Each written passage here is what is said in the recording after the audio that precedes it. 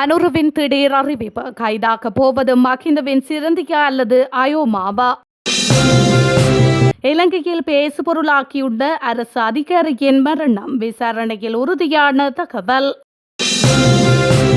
எதிர்கால எரிபொருள் விலை திருத்தம் குறித்து ஜனாதிபதி வெளியிட்ட புதிய அறிவிப்பு. உயிர்த்த ஞாயிறு தாக்குதல் வழக்கில் புதிய திருப்பம். ஜனாதிபதி வெளியிட்ட தகவல். அணு ஆயுதம் ஏந்திய ஈரான் உலகிற்கு பேரழிவு. நட்பு நாடுகளுக்கு வெள்ளை மாளிகை எச்சரிக்கை.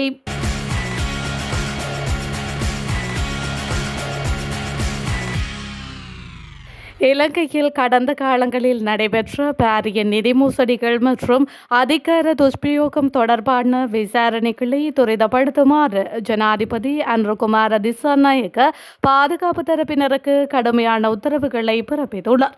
இதன் தொடர்ச்சியாக முன்னாள் ஜனாதிபதி மஹிந்த ராஜபக்ஷவின் குடும்பத்தை சேர்ந்த முக்கிய நபர்களுக்கு எதிராக பிடியாணை பிறப்பிக்கப்பட வாய்ப்புள்ளதாக தகவல்கள் வெளியாகியுள்ளன. சிறிலிய சவிய அறக்கட்டளை கணக்கில் இடம்பெற்றதாக கூறப்படும் நிதி முறைகேடுகள் தொடர்பாக அவர்கள் ஏற்கனவே பல முறை நிதி குற்றப்புலனாய்வு பிரிவில் விசாரணைக்கு உட்படுத்தப்பட்டுள்ளமையும் குறிப்பிடத்தக்கது. சந்தேகத்திற்கிடமான முறையில் உயிரிழந்த நிதியமைச்சின் உதவி பணிப்பாளர் ரங்க ராஜபக்ஷவின் மரணம் அவர் தானாக ஏற்படுத்திக் கொண்ட காயங்களினால் ஏற்பட்ட தற்கொலை என விசாரணைக்காக நியமிக்கப்பட்ட 4 பேர் கொண்ட சட்ட மருத்துவ குழு உறுதி செய்துள்ளது. நிதியமைச்சுக்கு சொந்தமான 2.5 மில்லியன் அமெரிக்க டாலர்கள் மோசடியாக மாற்றப்பட்ட சம்பவம் தொடர்பாக பணியிடை நீக்கம் செய்யப்பட்டிருந்த திரைசேரியின் வெளிநாட்டு வளங்கள் திணைக்களத்தின் உதவி பணிப்பாளர் ரங்க ராஜபக்ஷ நேற்று முன்தினம் தனது வீட்டு தோட்டத்தில் சந்தேகத்திற்கிடமான முறையில் உயிரிழந்த நிலையில் கண்டுபிடிக்கப்பட்டார். அவரது கை மற்றும் கால்களில் 3 வெட்டுக்காயங்கள் காணப்பட்டதால் இது தற்கொலையா அல்லது கொலையா என்பது குறித்து போலீசார் விரிவான விசாரணைகளை ஆரம்பித்திருந்தனர். இந்த நிலையில் சுகாதார அமைச்சின் செயலாளர் விசேட வைத்திய நிபுணர் அனில் ஜெயசிங்க தெரிவித்ததாவது: உடற்கூற்று பரிசோதனைக்காக நான் சட்ட மருத்துவ நிபுணர்களை கொண்ட குழு நியமிக்கப்பட்டது. குளியாப்பிட்டிய போதனா வைத்தியசாலையில் நேற்று பிற்பகல் நடைபெற்ற உடற்கூறு பரிசோதனையின் முடிவில் இந்த மரணம் அவர் தானாக ஏற்படுத்திக் கொண்ட காயங்களினால் ஏற்பட்ட தற்கொலை என அந்த குழு உறுதி செய்துள்ளது. அதன்படி இந்த மரணம் அவர் ஏற்படுத்திக் கொண்ட காயங்களினால் ஏற்பட்டது என்பதை விசாரணைக்காக நியமிக்கப்பட்ட 4 சட்ட வைத்திய அதிகாரிகள் அடங்கிய குழு உறுதிப்படுத்தியுள்ளது.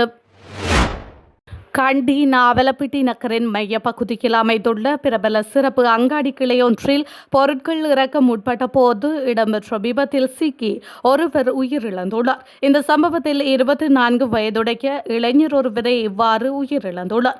குறித்த சம்பவம் நேற்றைய தினம் இடம்பெற்றுள்ளது. சம்பவம் தொடர்பில் மேலும் தெரிய வருகையில் கொரோனாக்கல் பகுதியில் இருந்து நாவலப்பிட்டியில் உள்ள சிறப்பு அங்காடிக்கு உணவுப் பொருட்களை ஏற்றி வந்த கனரக லொரியொன்று பொருட்களை இறக்குவது பின்னோக்கி நகர்த்தப்பட்டுள்ளது.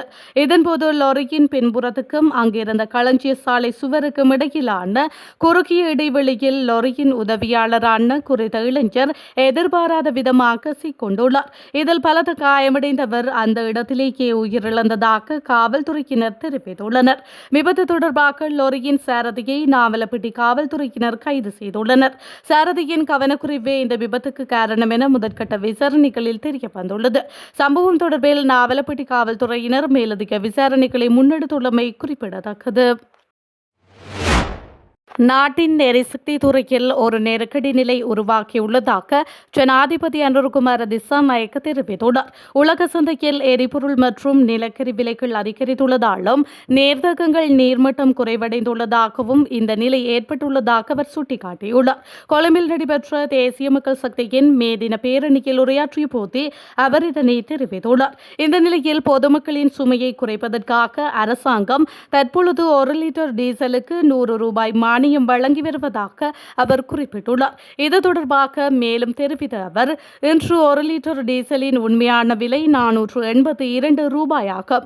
ஆனால் பெட்ரோலிய கூட்டுத்தாபனம் மற்றும் ஏனைய நிறுவனங்களூடாக அரசாங்கம் லீட்டருக்கு 100 ரூபாய் மானியம் வழங்குவதால் நுகர்வோரால் அதனை 382 ரூபாய்க்கு கொள்வனவு செய்ய முடிகின்றது. உலக சந்தையில் எரிபொருள் விலைகள் தொடர்ந்து அதிகரித்து வரும் போதிலும் இந்த மானியத்தை தக்க வைத்துக் கொள்வதற்காக அரசாங்கம் 60 பில்லியன் ரூபாவை ஒதுக்கியுள்ளது. எதிர்காலத்தில் சிறிய அளவிலான எரிபொருள் விலை திருத்தங்கள் தேவைப்படலாம் என்றாலும் பொதுமக்களுக்கு வழங்கக்கூடிய அதிகபட்ச நிவாரணங்களை வழங்க அரசாங்கம் உறுதி பூண்டுள்ளது. விலைகள் தொடர்ந்தும் அதிகரித்து வருகின்றன. நாம் சிறிய அளவிலான விலை அதிகரிப்புகளை நடைமுறைப்படுத்த வேண்டியிருக்கும். இருப்பினும் அதிகபட்ச மானியங்களை வழங்கவே நாம் உழைக்கின்றோம்.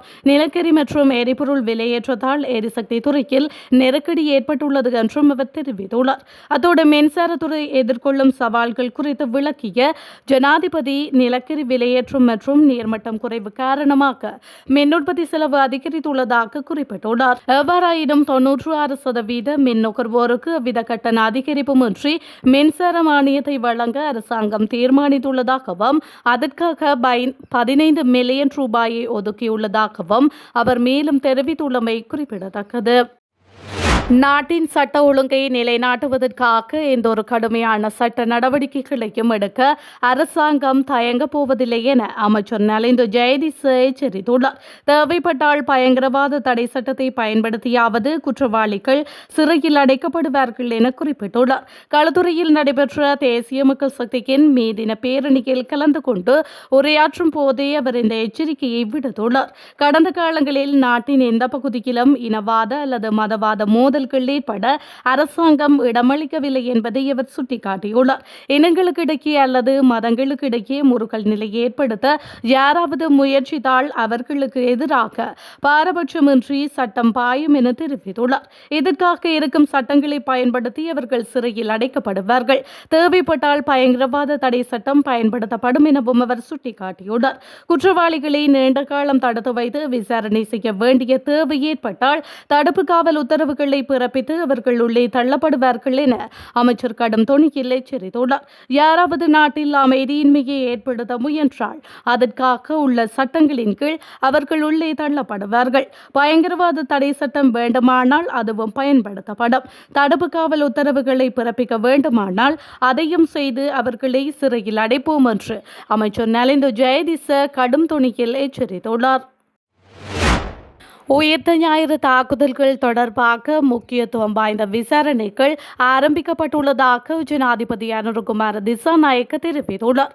மகரகமவில் என்பிபி கொழும்பு மாவட்ட மே தின பேரணி நேற்றைய தினம் இடம்பெற்றது. இதில் கலந்து கொண்டு கருத்து தெரிவிக்கும் போதே அவர் இதனை தெரிவித்துள்ளார். இதுகுறித்து மேலும் தெரிவித்த அவர் உயிர்த்த ஞாயிறு தாக்குதல்கள் தொடர்பான விசாரணை அதிகாரியொருவர் தற்போது வெளிநாட்டில் இருப்பதாகவும் இது தொடர்பான வழக்குகளில் அரசாங்கம் விசாரணைகளை தொடங்கியுள்ளதாகவும் குறிப்பிட்டுள்ளார். 2009 ஆண்டில் இடம்பெற்ற சில குற்றங்கள் குறித்தும் இதன்போது அவர் சுட்டிக்காட்டியுள்ளார். அதோடு இந்த சம்பவங்களை முழுமையாக விசாரிக்க காலம் எடுக்கும் எனவும் ஆனால் நாங்கள் அதை செய்வோம் எனவும் ஜனாதிபதி உறுதியளித்துள்ளார். ஈரானில் அமெரிக்கா மேற்கொண்டு வரும் ராணுவ நடவடிக்கைகளுக்கு போதுமான ஆதரவை வழங்கவில்லை என தெரிவித்து ஸ்பெயினையும் இத்தாலியையும் ஜனாதிபதி டொனால்ட் ட்ரம்ப் மீண்டும் கடுமையாக எச்சரித்துள்ளார். அந்த நாடுகள் ஈரானின் அணு ஆயுத விவகாரத்தில் மெத்தனமாக இருப்பதாகவும் ஒருவேளை ஈரான் அணு ஆயுதம் வைத்திருப்பதை அவை சரியென கருதுகின்றனவோ எனவும் அவர் பகிரங்கமாக குற்றம் சாட்டியுள்ளார்.